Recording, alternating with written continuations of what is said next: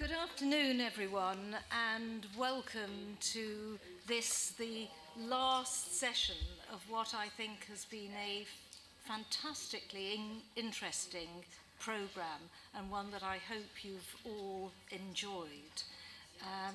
We're ending with a very important subject and a very distinguished panel. I should start by saying my name's Helene Heyman. An age ago, I was a member of the House of Commons. For the last 15 years, I've been a member of the House of Lords, and until last year, I was the first elected Speaker of the House of Lords. That meant I had a lot to do with CPA and IPU, and one of the joys of that job was meeting parliamentarians, and particularly women parliamentarians, from all around the world. So I'm very pleased to be invited back to chair today's event. It's, as I say, a very distinguished panel. We have the, I was going to say newly appointed, very recently appointed Minister at the Department for International Development, Lynne Featherstone, who brings with her a huge knowledge and commitment to the issues affecting women and wider range of equalities issues. And I think having her in that particular post is going to be very important.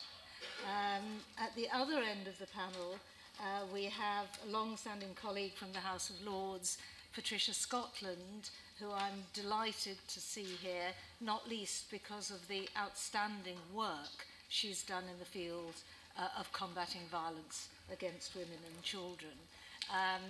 Too many firsts in your career, Patricia, to go through.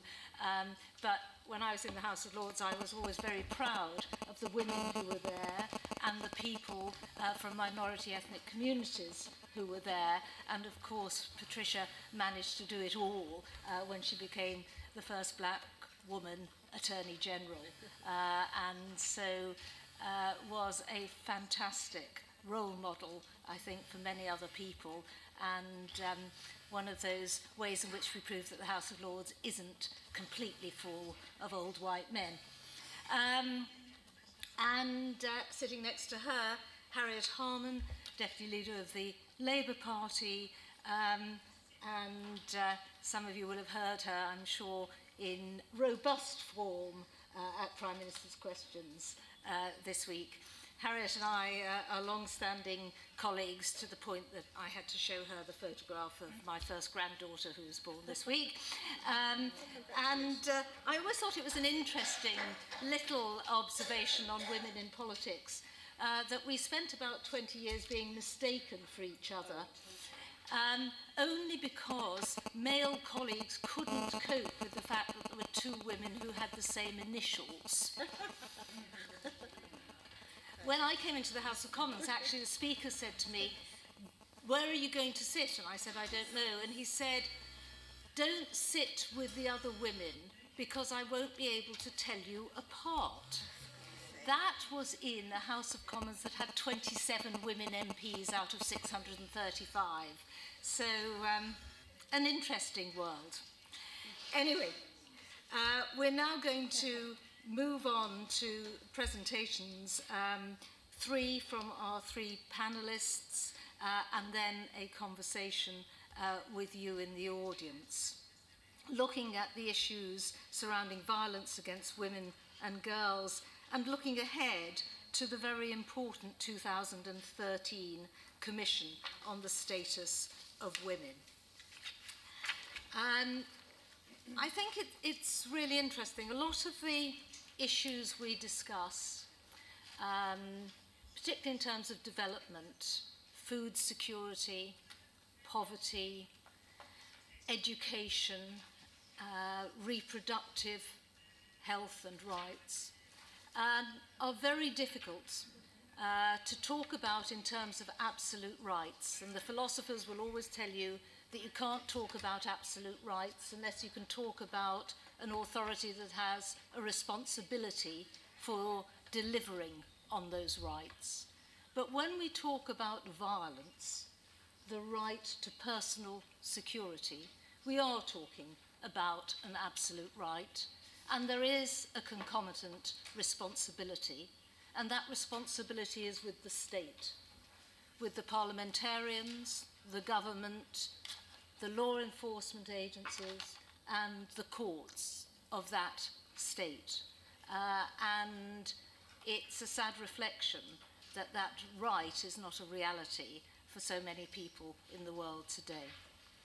And I think on that, I'm going to hand over to Patricia Scotland, who, as I say, has made a tremendous personal contribution and enabled others to do so as well through her work. Patricia. Firstly, thank you very much, Helene. And can I say what a wonderful opportunity this is to be with so many people who are dedicated to this issue. And I'm very proud, actually, to be one of an all-female panel, because that doesn't happen that often. And the comrades in arms that you see on this panel have all made significant contributions to this issue, not least Helene. And since she's introducing and can't blow her own trumpet, can I just do that for her?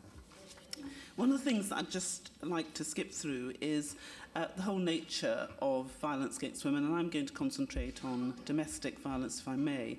Now, many of you in this room will be very familiar with the facts, but I thought I'd just skip through some of them. As you know, domestic abuse and violence occurs across the globe, affecting millions of people across society, irrespective of economic status. So no country or no community remains untouched by it. So at least 1 in 3 women is beaten, coerced into sex, or otherwise abused by her intimate partner in some stage in her lifetime in our world today. And for women aged between 15 and 44, they are more at risk from rape and domestic violence than from cancer, motor accidents, war, malaria, or anything else. And if one looks at the World Bank data, that's really clear. And the examples of abuse are, of course, very wide. It's not just physical violence, it can be emotional, psychological, and financial. And for many people, pregnancy is a time of real delight and happiness. But for 30% of women, domestic violence will either start during pregnancy or accelerate during that time. And domestic abuse, therefore, is something that doesn't just affect the woman, but it also affects the child she carries in vitro. Because we've found that those children who've had a traumatic passage in vitro tend to have many more psychological and other difficulties once they're born. And we know that, therefore, it's not just going through that with the mother, it's also for children, and in our country there's between 750 and 950,000 children who will be adversely affected by domestic violence, that children are adversely affected by the abuse that they see. It'll often impact upon their health, their development, and their educational attainment. So domestic violence is something which has to be grappled with, and it's also something that can quite often lead to homicide. Globally, millions of children are affected by domestic violence, either by witnessing it, as I've just indicated, or being abused themselves very directly. And family violence claims the lives of 4 children under the age of 14 each day in the European region. So some 1,300 every year, according to the World Health Organization. And in recent analysis of the serious case review of children's deaths, one of the common recurring features that we keep on seeing is domestic violence. So both for women, for children, and for men, this is a real issue. In our country, it's 1 in 4 women, 1 in 6 men. And violence in families can affect children's brain in terms of how they develop, their sense of danger is very similar to the danger that soldiers experience on the battlefield. And so both children and soldiers can become really very conscious about that impact. So why does it still occur? Violence in a household can, as many of you will know, erode the very foundation on which that family will stand. And it still persists. And gender-based violence, in its various forms, actually exacts a very heavy toll on the mental and physical health and well-being. It affects our economic output in our country. In 2004, it amounted to £23 billion. 3.1 billion was public sector, 2.7 billion was business, and 17 billion was pain, injury, loss and suffering. And the prevalence, unfortunately, is found much more in women and girls. For 89% of all the repeat victims in our country, 89% of those who were repeatedly abused were women. And that's a very, very serious statistic. Now, together, and Harriet was one of the flag bearers who started this process when we came into government. Together, during the Labour period of government, we saw this as a big priority, managed to work together with government, cross-government, local government, third sector, business, and individuals. And this was actually very much a tri-party agreed approach. But Labour concentrated on this issue, and during the time from 2003 to 2010, we managed to reduce domestic violence in our country by 64%, and we saved 7.5 billion a year.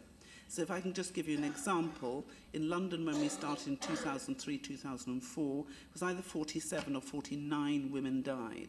I was Criminal Justice Minister at that stage. Each death, if you just want to talk about money, was costing us systemically £1.1 million.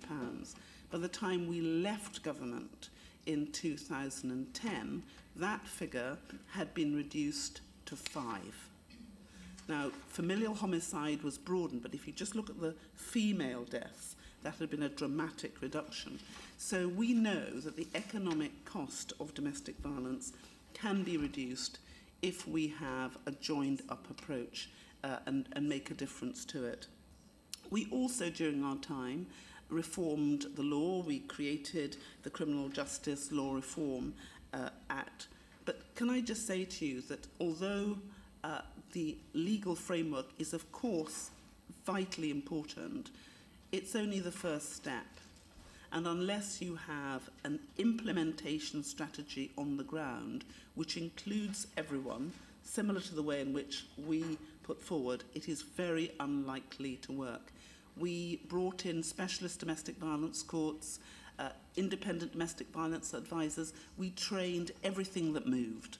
We even trained locksmiths, because we tried to look at where does a woman go when she is in difficulty? Where does a victim go? Because sometimes the victims are men too. We can't forget about the 1 in 6 men. And we looked at the people to whom they went for succour, and we helped to train them. And that impact, the new system that was put in place, has made, I think, a very significant difference. So our example is just one of those examples which shows it can be done. In 2006, I was fortunate enough to be asked to go to Spain to talk to the Spanish ministerial team who were just starting on their journey. We shared with them what we were doing, but we also told them all the things that we had got wrong, all the things we screwed up on, and all the things that we would not do if we were starting on this journey again, including our legislation.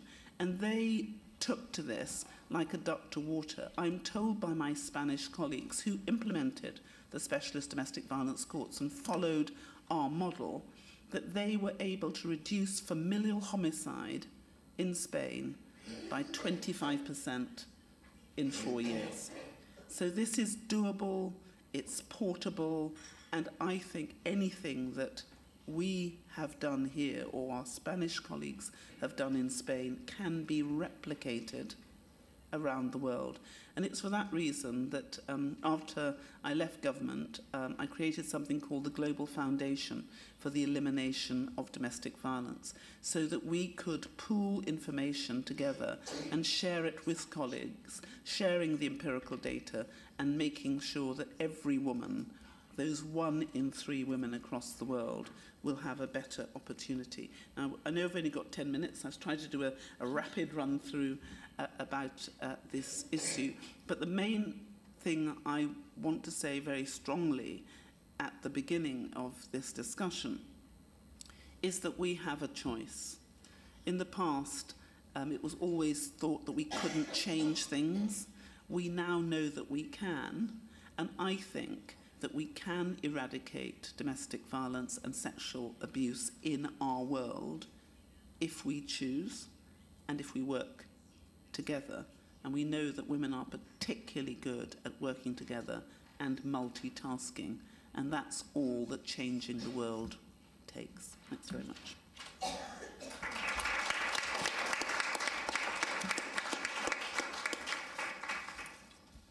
Patricia, thank you very much for an inspiring contribution. Next, I'm going to ask Lynne Featherstone to speak, and she comes with a particular expertise because she had the role of being the International Violence Against Women champion. Always bad when you're a champion of something that you're trying to eliminate, but you all know what I mean. In her last portfolio, which I think was an imaginative and important appointment, and I'm sure we'd like to hear about it. Lynne, over to you. Thank you very much, Helen. Good afternoon, everyone. I'm really pleased to come. It's always wonderful to share with parliamentarians and people from around the world and exchange information, because we learn so much. As Helen said, I've only recently been appointed as Minister in DFID, but prior to that I was Minister in the Home Office. And in my portfolio there, domestic violence was one of my subjects. And the role to which Helen refers, which I was appointed as, I have to read it out, Ministerial Champion for Tackling Violence Against Women and Girls across the world. So I went from domestic violence and I had this other role. And what I have perceived really is that it's the same the whole world over. It's a continuum. You know, as you've heard in this country, I mean, 2 women a week are killed by their partner or ex-partner. 1 in 4 suffers domestic violence in their lifetime. And as you go across the world, the horror and the depth of the oppression and suppression and violence against women just is unbearable and unbelievable. So this is really a mission about which I am passionate. And you know, fortunately for me, in the reshuffle, I came to the Department of International Development, was able to keep my international ministerial role, but now really better positioned to drive it home across Whitehall. And one of the things I did was, you know, one person having a ministerial role to tackle violence against women and girls across the whole world is, you know, I'm good, but am I that good? I've developed key messages that all travelling ministers will take with them on women, on women's rights, on women's first leadership, on rights, on justice and on enforcement, so that travelling ministers can take these messages. I needed a multiplier. One person doing it's not enough. Every travelling minister, we begin to make some headway. But the United Kingdom government, I'm proud to say, puts women and girls at the heart of international development. The UK Prime Minister, David Cameron, said in his recent address to the United Nations General Assembly in September, we must ensure that girls and women have a full role in society, in the economy and in politics, because you cannot build strong economies, open societies and inclusive political systems if you lock women out. Yes, he was right. And as we all know, violence against women and girls is abhorrent. It's a violation of basic human rights. I'm glad you said personal security is an absolute right. My body is mine, and no one has a right to cross that threshold in any way, unless I say so. And it is an obstacle that prevents many women and girls from leading their own lives, contributing fully to our society. And it doesn't just scar individuals, it extracts a huge cost everywhere. Health services, criminal justice system, wasted opportunity of blighted lives, both this generation and the next. And many countries devastated by conflict have seen increased levels of gender-based violence. Women and girls, men and boys are all potential targets for sexual violence where rape is used as a weapon of war. And earlier this year, the Foreign Secretary, William Hague, announced the Preventing Sexual Violence Initiative in conflict and post-conflict situations. I'm looking forward to working with him on tackling this issue. I think it's a brave initiative. I think it's a much needed one. And the idea behind it is that you go in and you get the evidence for war crimes that will allow prosecution and therefore impunity, which is the guard and shield against any consequences, will begin to be cracked. And once you crack that, then we're talking. In the past year, the Department for International Development has invested significantly in increasing its efforts to tackle violence against women and girls. And we've mapped out a portfolio of work in this area, which includes 20 country programs that directly tackle violence against women and girls. And we're putting in place a package of specialist support to help with more effective programming.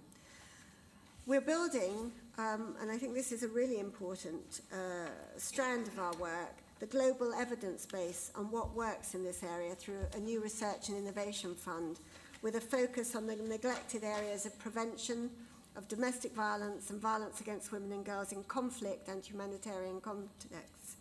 And together these interventions will contribute to the global evidence base on what works to tackle violence against women and girls and will help 10 million women access justice by 2015.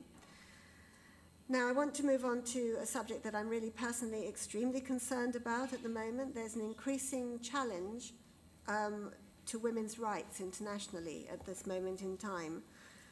Progress, such progress as we have made, has been hard fought for and hard won, and we have to ensure that women's empowerment and women's rights are protected and strengthened.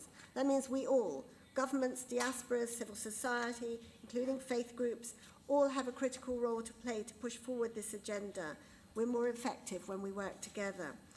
And as you all know, the Commission on the Status of Women, as Helen said, will be held in March 2013, and for its 57th session, the priority theme is the elimination and prevention of all forms of violence against women and girls.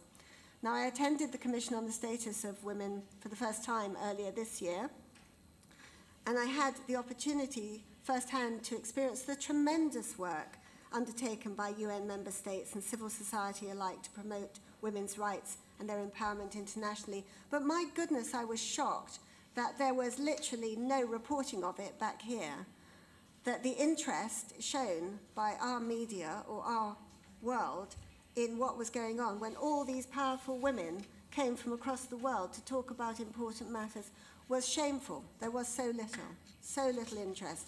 I can only, quite frankly, if men of that order met across the world, it would be reported. So I think we have to look to the communications from the Commission on the Status of Women. Secondly, thank you. Secondly, and perhaps even more importantly, the failure to agree conclusions or outcomes was not only disappointing, it was horrifically disappointing. And the reason I want to G everyone up, really, is we have to do everything in our power and lobbying all of those people we know in every country across the world to raise this as an issue so that we don't have a similar outcome where we don't have agreed conclusions this year, and to make sure that the international community is able to agree a set of global standards to protect women and girls everywhere from discrimination and violence. And I have to say, there are real issues across the world, and there are real hardline countries. And, the Iran and Syria and Russia and the Holy See, various parts of Africa, are all seeming to result from that hard-won wording of gender equality, which is in all the constitutions. It's in the constitution of the AU and many African countries. But there seems to be a move. And I think the fear is, my own analysis, is that, firstly, they don't want equality. But secondly, also, they have some, or they're using it to say that perhaps this is the words, gender equality is a Trojan horse for gay rights. Now, I'm a gay rights campaigner, and I will campaign for them. That is not what this is about. This is about gender parity, gender equality, and we have to fight to protect those words against what seems to be a desire on some to roll back the very hard fought for gains that my predecessors and all those involved in this world have fought so hard to gain. It's vitally important. We can't do it alone. We need the expertise and wisdom and contribution and power of everyone in all of this room and everyone you know, quite frankly. Commission on the Status of Women is a hugely important event for everyone who cares about women, and we need you to make sure that we have a positive outcome where violence against women gets the priority it needs, where member states agree the language in the agreed conclusions and follow it with strong enforcement. So thank you very much. I'm looking forward very much to the discussion on this, and it's a joy to meet you.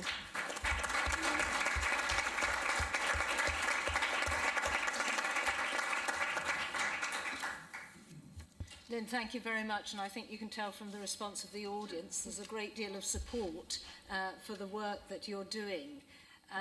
But as you said, that work is built on that of others as well, and one person who contributed a huge amount to the foundations of that work and continues to build that today is our next speaker, Harriet Harman. Harriet. Thanks very much indeed.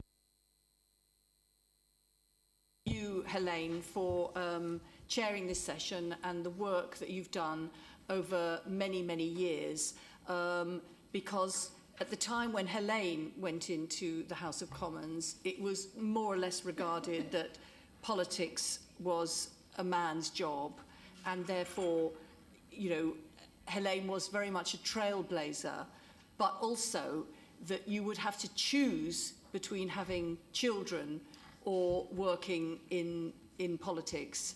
And Helene blazed a trail by actually being in Parliament and also having children and speaking up on behalf of all the other women who are actually trying to work and also bring up their families. So we've all been treading in Helene's footsteps. I'd like to welcome you very warmly to London, and I know that you've had a very, very interesting time this week, very interesting discussions, and I think it's very important, isn't it, just to sometimes step outside what we're doing in our own countries, just to have time to think, as well as time to network with each other. So I'm sure that you'll find when you go back, your thoughts are much more, you know, deepened and stimulated. I'd like to say that we've got some other members of Parliament here. Would you just like to introduce yourselves? So, Caroline. Yeah, Caroline. Okay. I'm Caroline Spellman.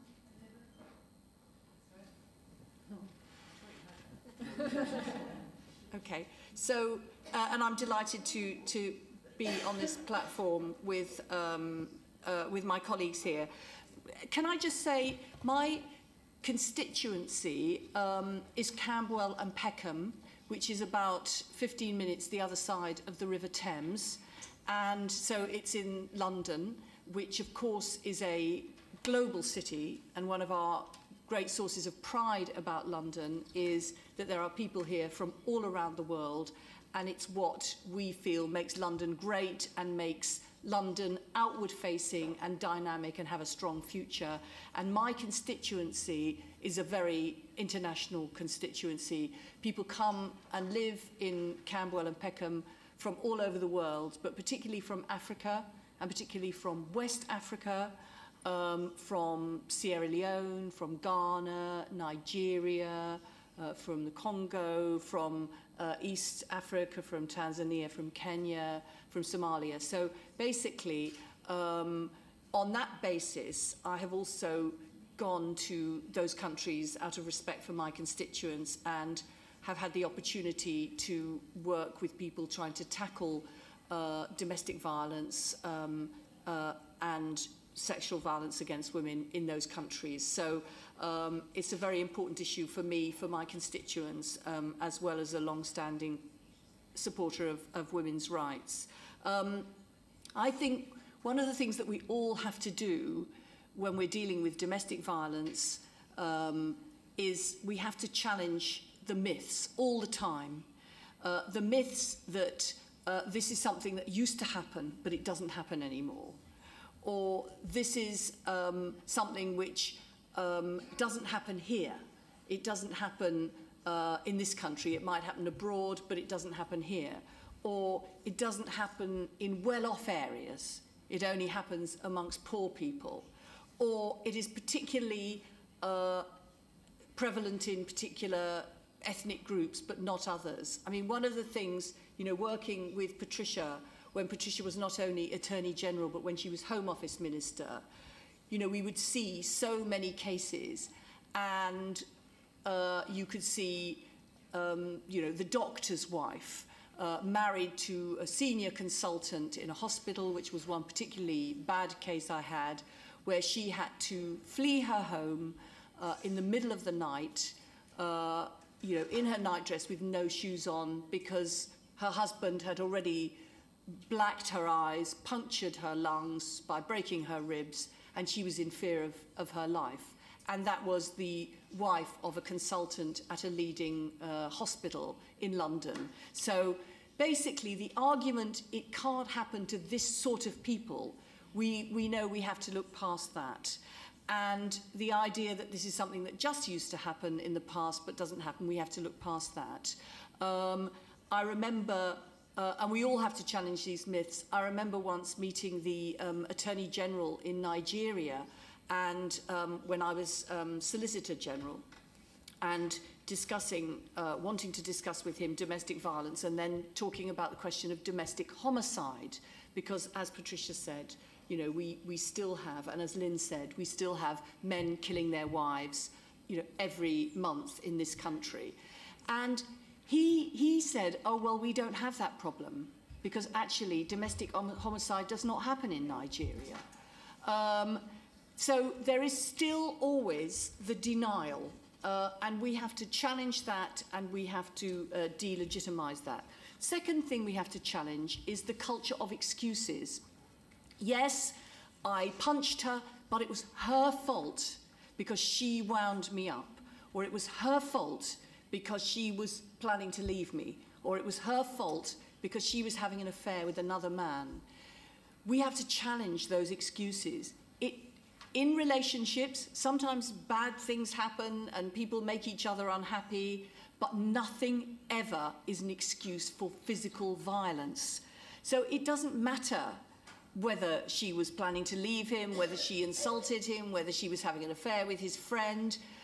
That might be a bad thing, but that does not justify him laying his hand on her and assaulting her.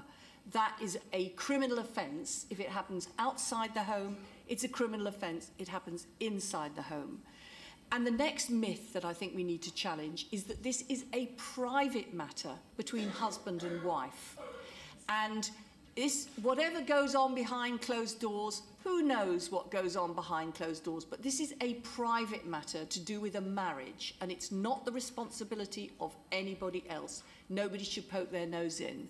But actually, we know it is not a private matter because it is a criminal offence, and we all have an interest in criminal offences being prosecuted and people not being able to get away with them. Patricia mentioned the Spanish work on this.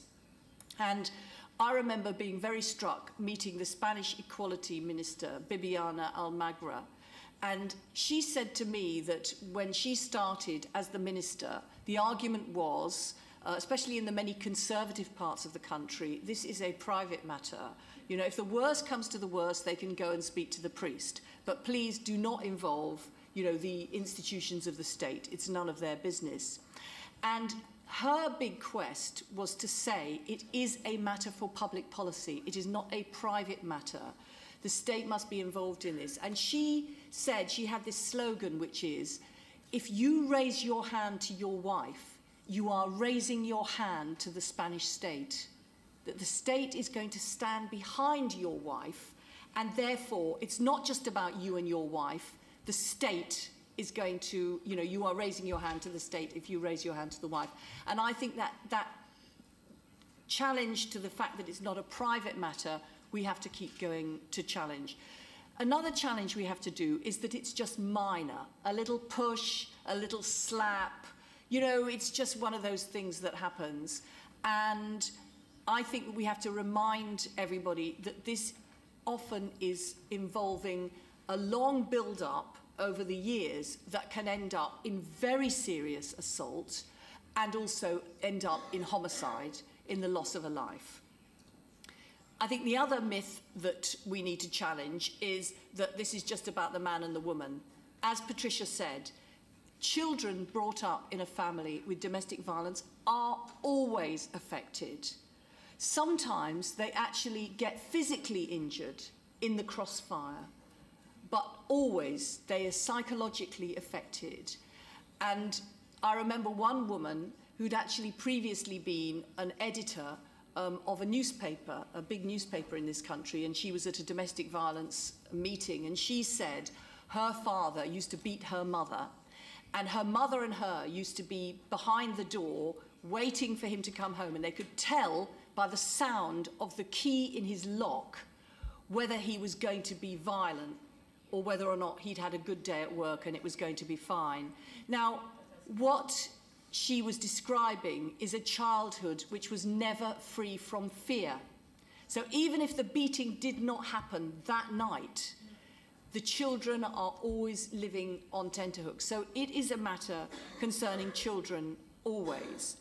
The other thing to challenge is, well, it's all terrible, but you know, there's nothing you can do about it.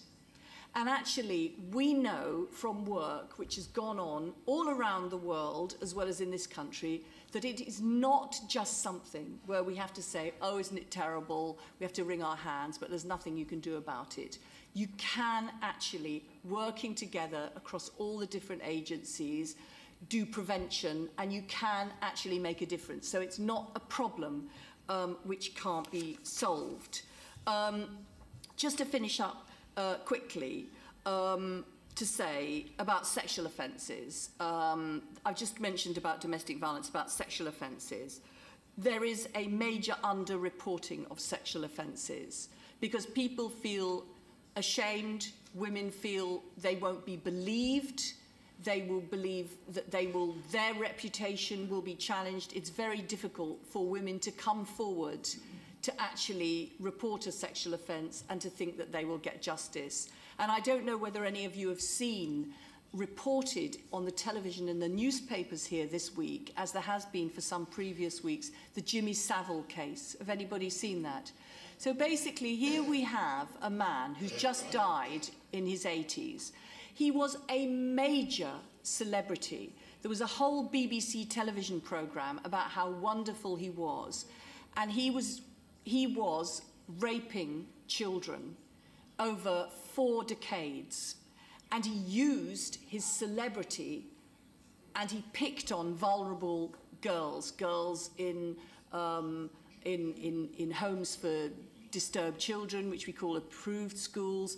He picked on people with mental health problems so that they wouldn't be believed, and now this is all coming out. So I think we always have to assume that it is the tip of the iceberg and recognise that sexual offence tip of the iceberg. One final point before I finish about human trafficking, and this is the international dimension of violence against women, is that we've had many young women who have been tricked and told in Eastern Europe, come and work in a hairdressing salon in London, and then they discover that they are not in a hairdressing salon, they are being forced into prostitution.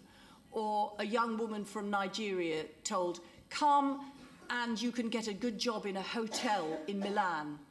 And then she's not in Milan, she's in a brothel in Amsterdam being forced to have sex. So there is an international trade in women, which is a modern day slavery, and it is the offence of rape.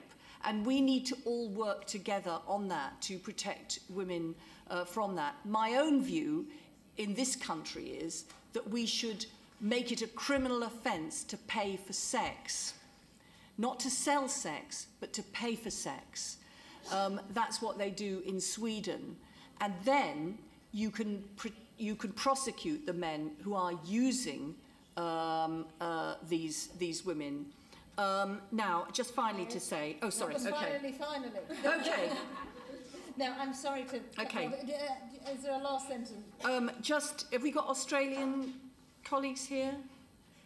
If we haven't, I would recommend all of you look at on the video, the YouTube of Julia Gillard. Oh, yeah. If you want to see a woman standing up against misogyny and sexism, that speech was thrilling. I've been 30 years in politics. There's not many speeches that can thrill me. That did, really. If you haven't seen it, do look at it. It was brilliant.